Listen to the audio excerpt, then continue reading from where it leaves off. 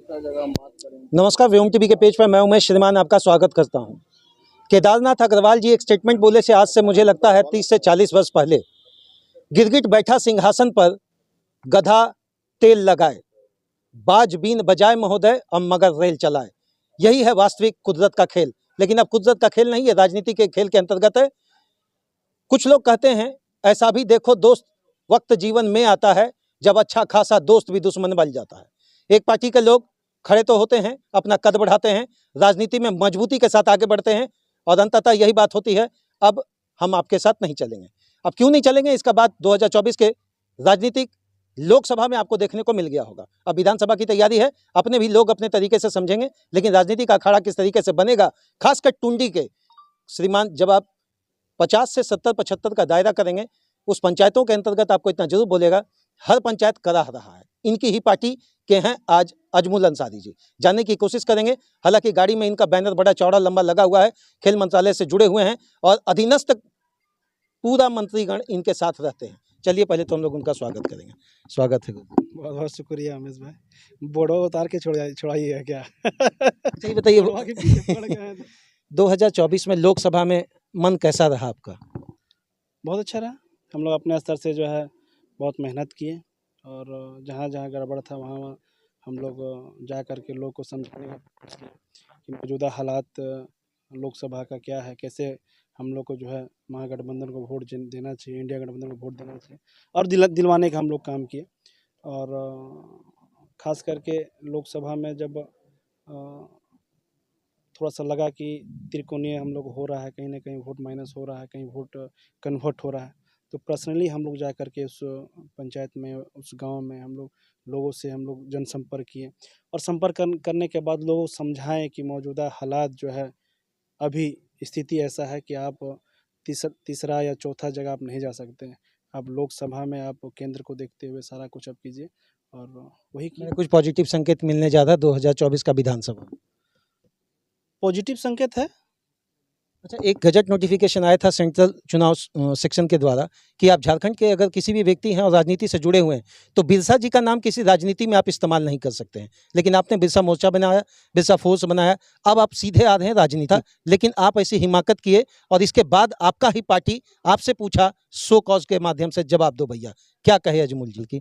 तो आप इसको संगठन मान ले, अब हम इसको राजनीतिक मान ले? नहीं, शुरू से ही बिरसा फोर्स एक संगठन है और 2016 में ही इसका हम लोग विस्तार किए थे। हम लोग भगवान बिरसा मुंडा जी का जो है हम लोग शुरू से ही बहुत बड़ा ये रहे हैं, फैन रहे हैं। तो एक शिक्षक ने ये नाम हमको चयनित करके दिए कि ये झारखंड के लिए इससे बड़ा कोई नाम नहीं हो सकता है। तो हम लोग उसमें 2016 में थे, उसमें सुप्रीम कोर्ट का क्या आदेश था नहीं था, हम तो नहीं जानते। 2016 से हम लोग को ये 2000 मान के चले कि एक सामाजिक संगठन। जी, सामाजिक संगठन है। अच्छा, हेमंत जी का जेल से निकलने के स्टैम्प, जो स्टैंप लगाया जाता है, उसको स्टैंप को लगाकर पेपर में प्रेस कॉन्फ्रेंस के माध्यम से दे रहे हैं कि इसका बदला 2024 के विधानसभा में यहाँ के रहने वाले मूलवासी, आदिवासी, अल्पसंख्यक निकालेंगे। बात सही है क्या? देखिए, बात आप समझ लिया स्पष्ट तरीका से। जो केंद्र के एजेंसी ने जो उन पर आरोप लगाया, वो आरोप क्या सिद्ध हो पाया? क्या नहीं हो पाया। तो कहीं ना कहीं बदला के भावना के साथ जो है मुख्यमंत्री को जो है अंदर घुसाने का काम किया, ये लोग जेल में डालने का काम किया। केंद्र एजेंसी किसके अधीन पे आता है? केंद्र सरकार के अधीन पे। केंद्र के में कौन बैठा हुआ? भारतीय जनता पार्टी। भारतीय जनता पार्टी के लोग षड्यंत्र के साथ हमारे हेमंत सोरेन जी को जेल में डाल करके जो है यहाँ के लोगों को गुमराह करने का काम किया। उसका तो बदला तो लेगा ही ना। भारतीय जनता पार्टी सबसे ज़्यादा राज करने वाला, इस राज्य में सबसे ज़्यादा राज करने वाला पार्टी है तो कोई है तो भारतीय जनता पार्टी। आप याद कीजिएगा कि इस राज्य को खोखला करके माननीय मुख्यमंत्री हेमंत सोरेन जी के हाथ में देने का काम किया। हाथी उड़ा गया, अरबों खरबों रुपया जो है इस हाथी उड़ाने के चक्कर में जो है इस राज्य का पैसा, इस जनता का पैसा, यहाँ का जो विकास के रूप में लगना चाहिए था, उस जनता का पैसा जो है हाथी उड़ाने में लगा दिया रघुवर दास ने।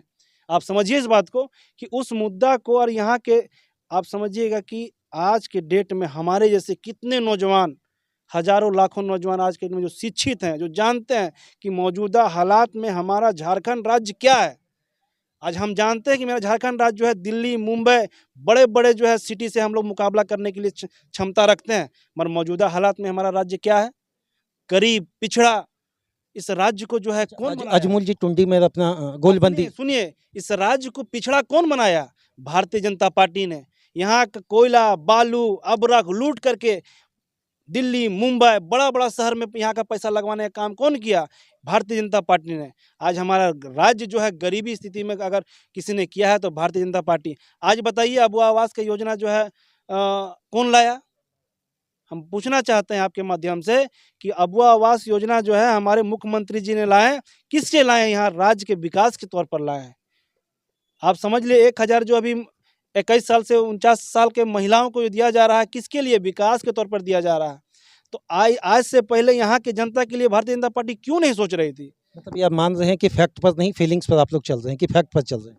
नहीं, बात ऐसा समझ लीजिए। नहीं देखिए हम तो फीलिंग है झारखंड अजमल भाई का, सुनिए, एक झारखंडियत का जो एक फीलिंग है उसका बातें नहीं मत कीजिए। तो फैक्ट में तो आप ही का बोरा फेंका हुआ मिलता है आवेदन।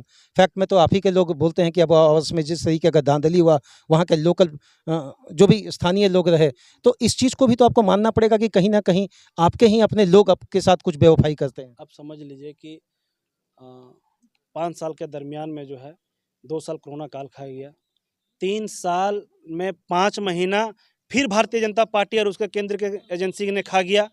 2.5 साल में वो फरिश्ता थोड़ी है कि सब सिस्टम को दुरुस्त कर देंगे। वो समय लगेगा। आप समझ लीजिए कि सिस्टम में भी जो है करप्ट लोग बैठे हुए हैं। मुख्यमंत्री चाह रहे हैं कि पुनः अगर सरकार बनेगा तो यहाँ का जितना भी करप्ट लोग हैं जो झारखंड राज्य को जो है विकास के तौर पर नहीं देखना चाहते हैं, अफसर लोग को ही बोलते हैं। अफसर लोग भी नहीं चाहता कि झारखंड का जो है विकास के तौर पर जो है यहाँ का जन मुद्दा को उठा करके जन समस्या को ख़त्म किया जाए। आप समझिए कि अगर मुख्यमंत्री अगर चाहते तो 1000 रुपया जो है हैंड पेमेंट करवाते हैं, मगर जान रहते कि हैंड पेमेंट अगर होता तो वो पैसा पूर्ण रूप से जनता के बीच नहीं पहुँचता, लाभुक के बीच नहीं पहुँचता। 1000 रुपया जो क्या किए डायरेक्ट अकाउंट में देने का काम किए। वो अकाउंट में आपका अकाउंट में भरा रहा है तो आपके पास ही पैसा जाएगा। रक्षाबंधन के दिन मिलेगा, एकदम मिलेगा। चलिए टुंडी घूम लेते हैं। टुंडी के लिए क्या कुछ आपका रणनीति है? मुझे लगता है ये प्योर राजनीति है, अपनी ही पार्टी से कट के आप राजनीति में उतरे हैं। मथुरा बाबू के साथ दिल का रिश्ता टूट गया क्या, या कुछ तो मजबूरियां रही होगी, कोई यूं ही बेवफा नहीं होता, वही बात है? ऐसा कुछ नहीं है। मथुरा महतो सम्मानित विधायक है और आदरणीय हैं, बड़े सीनियर लीडर हैं। राजनीतिक में उलटफेर होता है, सबका इच्छा करता है कि हम विधायक बने, संसद बने। हम इतना साल से मेहनत कर रहे हैं, 2016 से मेरा भी इच्छा है कि हम विधायक बने, अपने पार्टी से बने। हम अपने काका को हटा के बने? नहीं, ऐसा कुछ नहीं है। हटाने की कौन बात कर रहा है? मौजूदा हालात का समीकरण हमेशा समझ लिए एक चुनाव के बाद एक समीकरण बनता है और बिगड़ता है। तो कहीं ना कहीं आप भी पत्रकार हैं, 1 सप्ताह से पूरा टुंडी विधानसभा का जो है दौरा कर रहे हैं। हम आपसे पूछते हैं क्या समीकरण अभी दिख रहा है पूरा टुंडी विधानसभा में? हमको बताइए। टुंडी विधानसभा में मौजूदा समीकरण कहीं ना कहीं उलटफेर हुआ है। आज नौजवान लोग हमको अगर चाह रहे हैं, जितना नौजवान लोग आए हैं, तो कहीं ना कहीं कुछ तो फीलिंग है, कुछ तो भावना है। तो अगर हम अपने आप को अगर ये बोल रहे हैं कि हम अपने पार्टी से चुनाव लड़ना चाहिए, कोई अपराध नहीं है, कोई चलिए पाप नहीं है। अजमल भाई, क्या हम मान के चलें कि बड़े नेता को अब राज्यसभा की और रुख करने पे मजबूर कर रहे हैं मुस्कुराहट से? अरे नहीं, ऐसा कोई बात नहीं है। बड़े नेता है, राज्यसभा के लिए जाएंगे तो उनके लिए भी एक सम्मानित है। राज्यसभा के लिए कोई जाएंगे तो बहुत बड़ी बात है। मगर हम चाहते हैं कि अब युवाओं का समय है, युवाओं को नेतृत्व करने का जो है मौका मिलना चाहिए। युवा जब आएंगे तो समझ लिए कि आप 100 के स्पीड से चल रहे हैं तो युवा लोग जो 200 का स्पीड चलेगा। आप विकास के तौर पर अगर हम जैसे नौजवान जो हैं मौजूदा हालात में, हम विकास के साथ साथ जो है रोजगार की भी तलाश में रहते हैं। तो रोजगार हम समझ सकते हैं उन तमाम नौजवानों का जो यहाँ गांव, ग्रामीण, माँ बाप, दोस्ती यारी सब छोड़ करके बाहर पलायन कर रहे हैं, बाहर कमाने जा रहे हैं। हम अभी 15 दिन पहले 10 दिन पहले हम दिल्ली से घूम करके आए।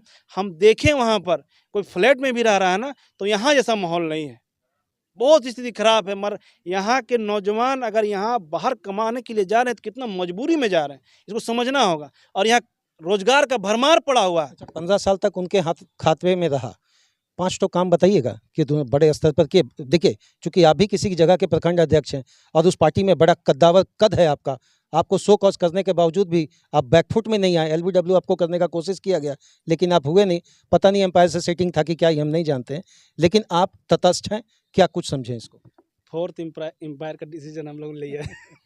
मैंने ऊपर रांची वाली बात रही।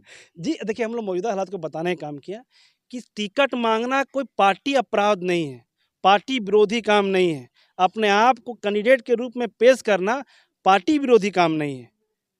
आप बात समझ लिए। हम अगर कैंडिडेट हैं, मेहनत है, सक्रिय हैं, अगर लाखों करोड़ रुपया जो है पार्टी के प्रति हम खर्च करके अगर संगठन मजबूत कर रहे हैं, दौड़ धूप रहे हैं, तो मेरा भी मनसा है कि हम भी विधायक बने, संसद बने।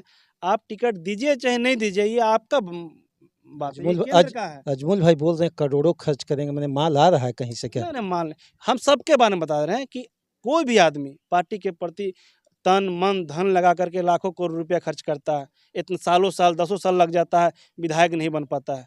हम ये कह रहे हैं कि कभी न कभी ऐसा समय आता है जब कोई लोग चाहता है कि अब हमको विधायक बनना चाहिए। अच्छा, टुंडी का 2 बड़ा समस्या आपके मुख से सुनना चाहेंगे। आप भी बहुत घूमे होंगे, चूंकि विधायक बनना है तो कहीं नहीं, उसका प्रतिनिधित्व को आप नज़दीक से देखते होंगे। 2 बड़ा समस्या आपके मुताबिक? यहाँ का सबसे बड़ा समस्या है रोजगार। जो धनबाद जिला में रहते रहते भीतर ही यहाँ के नौजवान को रोजगार नहीं मिल पा रहा है।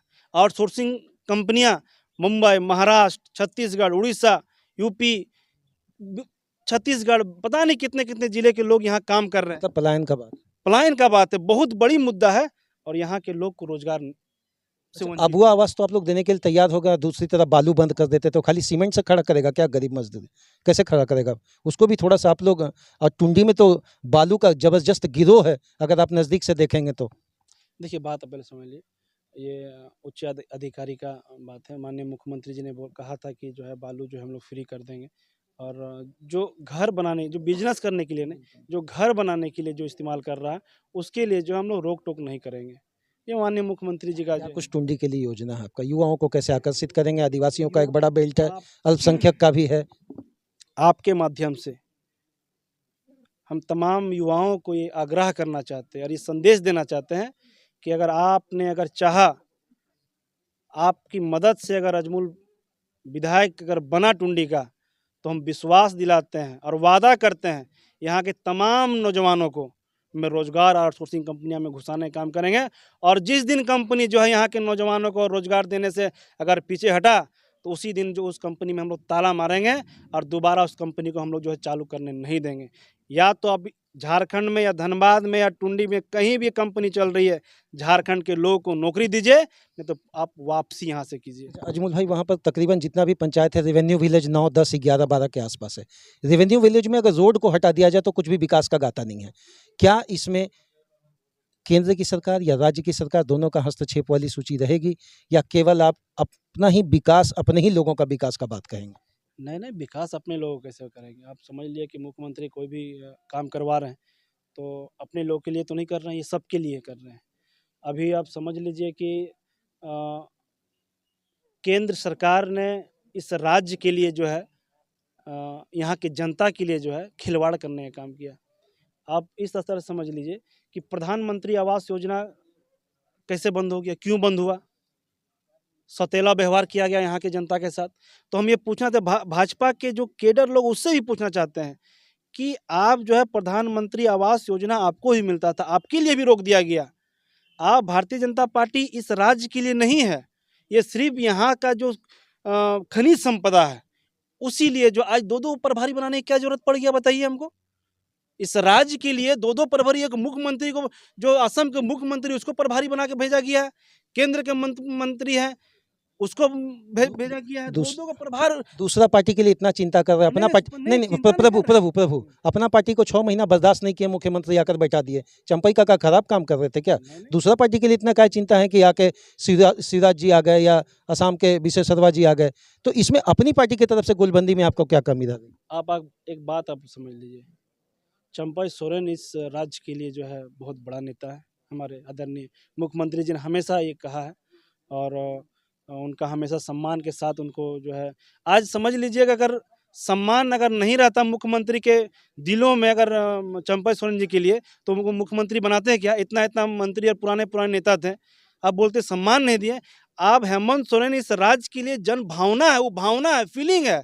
वो जानते हैं कि चुनाव आने से पहले मुख्यमंत्री के रूप में जो है इस राज्य के लोग हेमंत सोरेन जी को देखना चाह रहे थे। अब याद है कि हम लोग गए थे मुख्यमंत्री को जब जेल से छूटे, तो हम लोग गए थे, झमाझम बारिश, पानी पड़ रहा था, उस पानी में भी हजारों लोग जो है उस पानी में इंतजार कर रहे थे, सिर्फ एक झलक पाने के लिए कि मुख्यमंत्री आए, हेमंत सोरेन जी आए, उनका एक झलक हम देखें। तो ये जन भावना है, ये फीलिंग है। चलिए, झारखंड के एक लोगों का। अंतिम प्रश्न रहेगा टुंडी को लेकर, जो राजनीति अभी बनेगा, विपक्षी पार्टियां भी अपने लोगों को खड़ा करेंगे, आप भी खड़े हो सकें, भगवान से हम लोगों की यही दुआ रहेगा भाई। लेकिन क्या कुछ होगा गरीब का, जिसकी थाली में आज भी महंगाई का एक बहुत बड़ा मार है, चाहे वो केंद्र सरकार की बात करें या राज्य सरकार। आप सीजीएसटी की बात करेंगे तो एसजीएसटी को भी आपको सामने लेकर चलना पड़ेगा, आईजीएसटी को भी लेकर चलना पड़ेगा, जहां स्टेट का हाथ होता है। तो क्या कुछ गरीब को आप कहेंगे? एक अंतिम प्रश्न आपके साथ यही कुछ रहेगा। आपके माध्यम से हम बताना चाहते हैं कि हमारे राज्य सरकार ने और मुख्यमंत्री जी ने 1,36,000 करोड़ जो बकाया पैसा था, सुप्रीम कोर्ट से जो है लेने का काम किया। अगर केंद्र सरकार की आंख में अगर पानी रहता इस राज्य के लिए, तो 1,36,000 करोड़ इतना बार मांगा गया, नहीं दिया। क्यों? कि 1,36,000 करोड़ अगर रुपया इस राज्य के लिए दे देता, तो ये भी इस राज्य जो है दिल्ली और मुंबई बड़े बड़े मल्टी सिटी से जो है कंपेयर होने लगता। आज हमको सुप्रीम कोर्ट क्यों जाना पड़ा? आप बोलते हैं इस राज्य के लिए जो हम विकास करेंगे, विकास करते रहे हैं, तो आप विकास कहाँ किए? 1,36,000 करोड़ इस राज्य का बकाया पैसा क्यों नहीं दे रहे थे?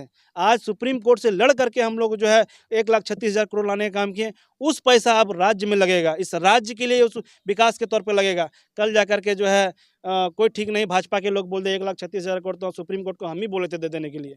ये भी बोल सकता है भाजपा के लोग, कुछ भी बोल सकता है भाई। तो आप समझ लीजिए 1,36,000 करोड़ इस राज्य में जब लगेगा पैसा, तो इस राज्य का विकास होगा कि नहीं होगा, रोजगार यहाँ पे बढ़ेगा कि नहीं बढ़ेगा, इस गांव ग्रामीण में जो है विकास होगा कि नहीं होगा।